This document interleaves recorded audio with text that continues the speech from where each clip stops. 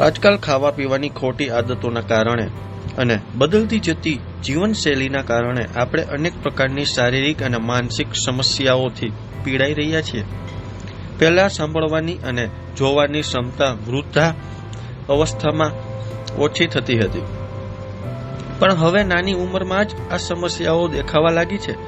એવામાં જો તમે પણ કાનની બેવડાશને અવગણો છો તો તમે તમારી શ્રવણ શક્તિ કાયમી માટે ગુમાવી શકો છો.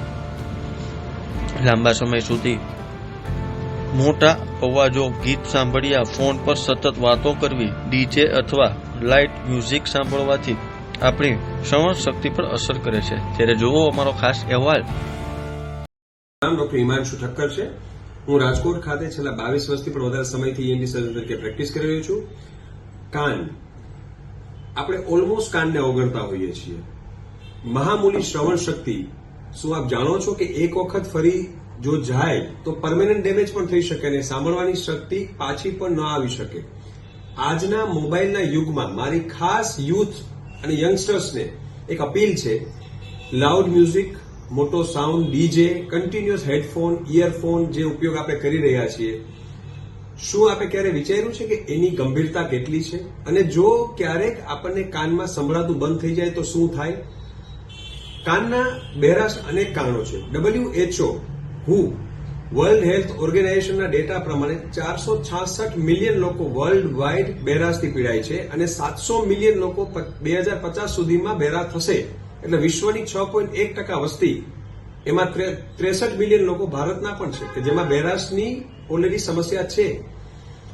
આપ ક્યારેક કલ્પના કરો કે કાન બંધ થઈ જાય અથવા કોઈ સાંભળાતું ન હોય તો એની પરિસ્થિતિ કેવી થાય? હેલેન કેલરને જયારે પૂછવામાં આવ્યું હતું, જે ડેફ અને બ્લાઇન્ડ બંને હતા, તો એમણે કીધું હતું કે જો આવતા જન્મમાં મને આ જ પરિસ્થિતિમાં જન્મ મળે તો હું બ્લાઇન્ડ થવાનું પ્રિફર કરીશ, ડેફ નહીં. કારણ કે તમને ડેફનેસ તમને સોશિયલી ડિસોશિએટ કરી નાખે, સમાજથી તમને અલિપ્ત કરી નાખે છે. કાનના બેઝિક રચના સમજીએ. 3 ભાગ: બાહ્યકર્ણ, મધ્યકર્ણ, અંતઃકર્ણ. મધ્યકર્ણ એટલે જ્યાં પડદો આવેલો હોય, જે દેખાય છે એ કાનનો બહારનો ભાગ છે, ને અંદર અંતઃકર્ણ જે સૌથી સેન્સિટિવ ભાગ હોય. ઝીણા ઝીણા હેર સેલ્સ હોય, millions of the hair cells are present in inner ear. Loud music directly આ હેર સેલ ઉપર ઇફેક્ટ કરે છે અને લાંબા સમયે હેર સેલને નુકસાન કરે છે. 75 થી 80 ડેસિબલનો અવાજ લાંબો સમય સુધી જો સાંભળવામાં આવે તો પરમેનન્ટ ડેફનેસ થઈ શકે છે. ઓડિયોમેટ્રી એટલે કાનનું જે હૃદયનો કાર્ડિયોગ્રામ થાય, માનો ઓડિયોગ્રામ થાય, બહેરાશનું મેઝરમેન્ટ નીકળે કે કેટલા ટકા બહેરાશ, અને ડેસિબલમાં મેઝરમેન્ટ કહેવાય. ઓસ્ટ્રેલિયા જેવા ડેવલપ કન્ટ્રીમાં હિયરિંગ અવેરનેસ વીક ઉજવાય છે. સૌથી મોટું કારણ ઘોંઘાટ. આપણા ભારતની અંદર ખાસ ડેવલપિંગ કન્ટ્રીઝમાં બધે ઘોંઘાટની સમસ્યા, લાઉડ મ્યુઝિક, નાના બાળકોમાં કાનની સમસ્યા જેમ કે કાનમાં રસી આવવા, ઓરિયા છબડા, વાયરસનો ચેપ, આ બધા કારણો પણ કારણભૂત હોય છે બહેરાશ માટે. મોટી ઉંમરે આવતી બહેરાશને સેન્સરી ન્યુરલ હિયરિંગ લોસ કહેવાય છે. હાડકીની બહેરાશને કંડક્ટિવ કહેવાય છે. સેન્સરી ન્યુરલ, જેમ આપણે હમણાં જોયું હતું કે રિનાઉન્ડ સિંગર, ખૂબ જ famous singer, playback singer Alka Yagnikji આ સમસ્યાથી હમણાં જ વાયરલ એટેકને લીધે એમને સાંભળવાનું શ્રવણ શક્તિ ગુમાવી. તમે વિચારો કે સેલિબ્રિટી હોવા છતાં જેમનું ઓલરેડી સાંભળવું ખૂબ જ જરૂરી હોય છે, દરેક વ્યક્તિ માટે આ જરૂરી છે સાંભળવું, અને વાયરલ એટેકને લીધે એમના કાનની શ્રવણ શક્તિ ઇફેક્ટ થઈ છે.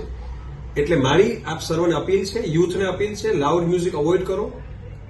મોટા અવાજના sound, DJ, earphone, headphone continuous ઉપયોગ ના કરવો જોઈએ. કાનની સંભાળ રાખવી જોઈએ. મહામૂલી શ્રવણ શક્તિને બચાવવી જોઈએ, કારણ કે એકવાર એ જતી રહેશે તો ફરી આવવાની શક્યતા નહીવત થઈ જાય છે. વોર્નિંગ સાઇન્સ: બહેરાશ આવવાની શરૂઆત પહેલા કાનમાં તમરા બોલવા, ભારે લાગવું, કાનમાં અવાજ આવવો, ઓછું સંભળાય, કોઈ બોલે તો ડબલ વાર રિપીટ કરવાનું, આપણે કહીએ કે ભાઈ તું બીજી વાર શું બોલ્યો, આ બધા એક વોર્નિંગ સિમ્પટમ છે. એટલે જયારે આવું લાગે તો નિષ્ણાત ડોક્ટરની સલાહ લેવી જોઈએ અને કાનની બહેરાશને બિલકુલ ન અવગણવી જોઈએ. Thank you.